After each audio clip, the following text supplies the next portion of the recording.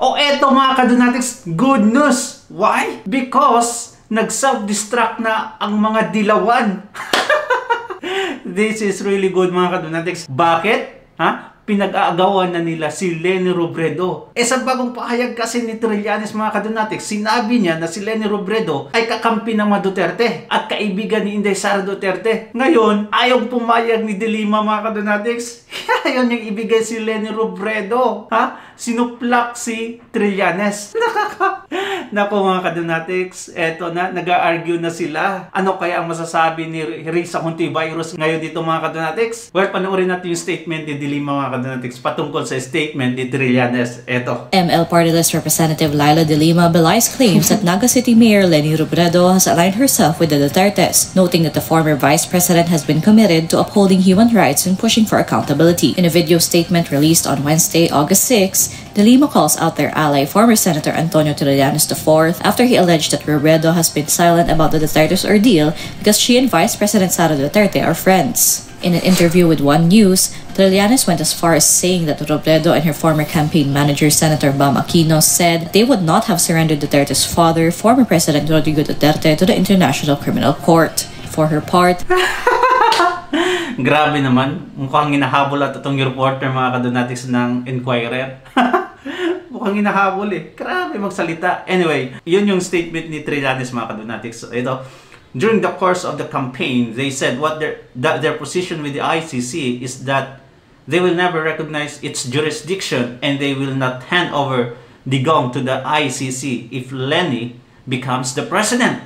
Now, in fact, as late as last year, Bam Aquino requested that we delay the issuance of the arrest warrant against Digong because their candidacy might take a hit. Well, mga kadonatics, ewan ko kung nagsasabi ng totoo si Trillanes in this statement mga kadonatics, but I think nagsasabi naman siya ng totoo kasi hindi naman niya sisiraan ng ganon na ganon lang mga kadonatics si Leni Robredo, di ba? Ngayon, pumalag si De Lima. Eto. His father, former President Rodrigo Duterte, to the International Criminal Court. For her part, De Lima defends Robredo's commitment to justice. As a friend and ally, I can attest to VP Mayor Leni's unwavering commitment to justice and human rights. No one who stood with us during the darkest days of impunity and persecution can honestly accuse her of being soft on accountability, least of all on Duterte. While De Lima says she cannot speak for Robredo.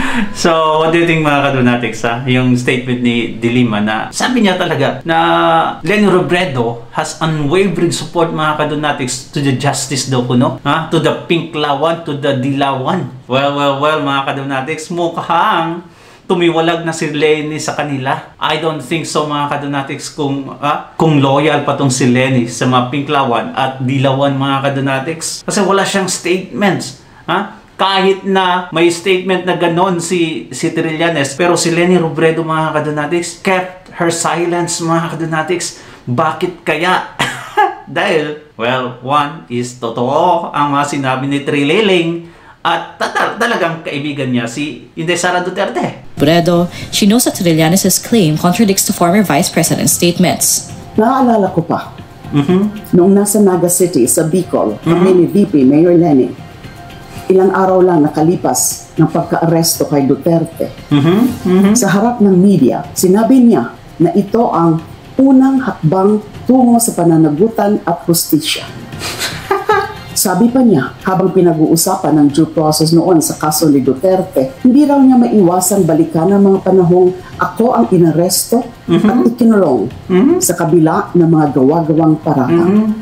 Para sa kanya, accountability must apply to all. Walang puwang ang double standard sa hustisyang inaasam natin. For De Lima, the allegations will only sow division within their ranks. Well mga kadonatics, ang ginagawa ni De Lima ngayon mga kadonatics, gustong tsensyahin si Leni Robredo na at least magsalita na mali yung sinabi ni Trililing. Well, while mga kadonatics, closely ally talaga yan sila. Silang tatlo. Paano na yan ngayon? Nag-contradict na yung dalawa. Sino ang paniniwalaan? Saan papanig si Robredo mga kadonatics? Of course, alam naman natin na kung saan. Well, si De Lima mga kadonatics umiiyak ngayon kasi nawala na naman sila ng Isang kakampi. At yung pa talagang pinaka-leader nila mga kadonatics, parang sinasabi ko na leader si Leni kasi siya yung vice president noon mga kadonatics at tumakbo pa talaga bilang presidente at sila malipores ni Leni Robredo. Ngayon, tumiwalag na, nawala na yung leader nila. Well, in this statement, gusto niyang pakonsensyahin si Leni Robredo na, hey, Leni Robredo, di ba sinabi mo yon na ganito, the Duterte should be accountable to, to AJK or something like that. Well, ang sarap lang tingnan mga kadonatics that they are slowly self-destructing. Let's go. We do not know what has prompted these claims, but we do know their effect: division, distraction, and disinformation. Sa halip na tumutok sa mga dapat singilin sa kapalpakan at kasinungalingan, tayo pa mismo ang nagkakahiwa-hiwalay. Trillanes in the interview said that the alliance between Robredo and Vice President Duterte dates back to the 2022 national elections, where Robredo ran for president in tandem with now Senator Kiko Pangilinan, and Duterte is the vice presidential bet of the unity. Well, mga kadonatics, sinisisi na ngayon si Trillanes ni Dilimao. Bakit daw maglabas ng ganong statement? Kasi it will only cause contradiction and something like that. Well, mga kadonatics, on the other side of the coin, Claire Castro, ang palingkera ng palasyo mga kadonatics, tinira si Gadon.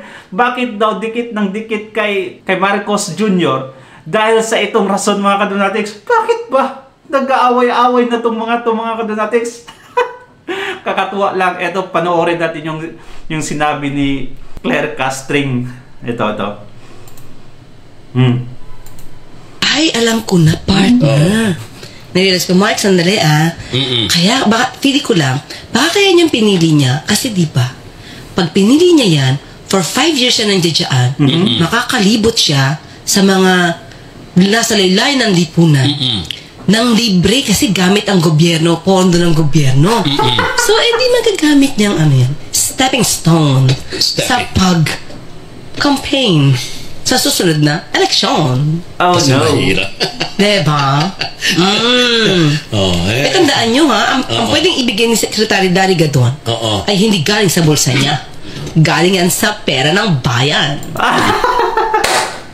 Patay, anong nangyari mga kadonatics? Tinira pati si Gadon. Grabe ka, loyal yun kay BBM. Nako, paano na yan ngayon? Ito si Castrin pa magsalita, parang burik. Buring ba? Buring. Ay, nako, nakaigat-igat talaga. Well, ang saya lang mga panoorin mga kadonatics na itong mga opposition, mga rebelde sa lipunan, nag-self-destruct na. Thank you so much mga kadonatics. Comment down below and I will read it all. God bless mga kadonatics and ingat palagi. Bye-bye. Subscribe di ay.